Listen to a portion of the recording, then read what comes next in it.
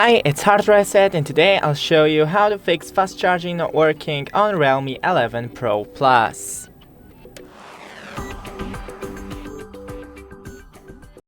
So first, check the cable and the charger for any visible damage, and of course the compatibility.